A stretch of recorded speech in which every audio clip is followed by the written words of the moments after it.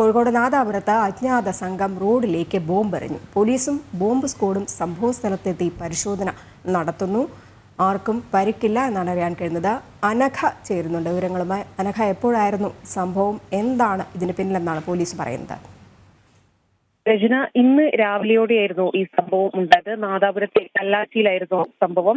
സംഭവ സ്ഥലത്തെത്തിയ അജ്ഞാതരാണ് ഇവിടെ നാടൻ ബോംബ് എറിഞ്ഞത്. ഇവർ ആരാണെന്നതടക്കമുള്ള കാര്യങ്ങൾ നാദാപുരം പോലീസ് പരിശോധിച്ചു വരികയാണ്. ഏതായാലും സംഭവ സ്ഥലത്ത് ഇപ്പോൾ പോലീസും അതുപോലെ തന്നെ ബോംബ് സ്ക്വാഡും എത്തിയിട്ടുണ്ട്. ഇവർ സംയുക്തമായ പരിശോധനയിൽ തന്നെയാണ്. ഇവരുടെ പരിശോധനയിൽ തുടർന്നുള്ള ശാസ്ത്രീയപരമായിട്ടുള്ള കാര്യങ്ങളടക്കം നമുക്ക് വ്യക്തമാവുന്നതായിരിക്കും. ഏതായാലും കഴിഞ്ഞ പുതുവർഷവുമായി ബന്ധപ്പെട്ടുകൊണ്ട് തന്നെ സംഭവ സ്ഥലത്ത് ചെറിയൊരു സംഘർഷം ഉണ്ടായിരുന്നു. ഈ പുതുവത്സരാഘോഷം സംഘടിപ്പിക്കുന്നതുമായി ബന്ധപ്പെട്ടുകൊണ്ട് തന്നെ ചെറിയൊരു സംഘർഷം രണ്ട് വിഭാഗങ്ങൾ തമ്മിലുണ്ടായിരുന്നു. ഇതാണോ ഈ ബോംബ് എറിഞ്ഞ്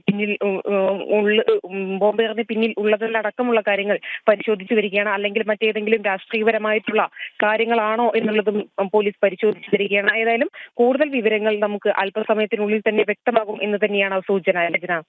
അനഘ, ഇവിടെ ഒരു കാര്യം അറിയേണ്ടതുണ്ട്. കാരണം ഈ നാദാപുരം എന്ന് പറയുന്ന ആ ഒരു സ്ഥലം നേരത്തെയും ഇത്തരത്തിലുള്ള സംഘർഷങ്ങൾക്കൊക്കെ വേദിയായിട്ടുള്ളൊരു സംഭവമാണ്. അതുകൊണ്ട് തന്നെ അനഘ സൂചിപ്പിച്ചതുപോലെ തന്നെ ഇതിലൊരു രാഷ്ട്രീയ ഇടപെടൽ അല്ലെങ്കിൽ മറ്റെന്തെങ്കിലും സംഭവം നമ്മളിപ്പോൾ കേരളത്തിൽ കണ്ടുവരുന്നുണ്ട്, ഇത്തരത്തിലുള്ള ബോംബേറും അക്രമങ്ങളും ഒക്കെ തന്നെ.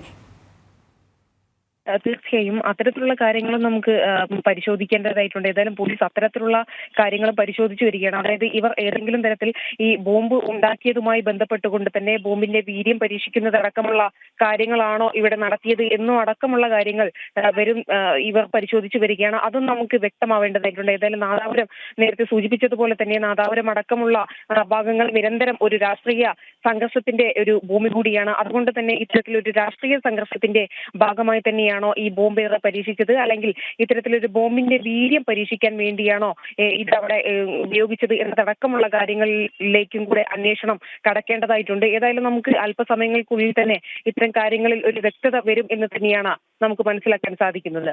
ശരി അനഘ.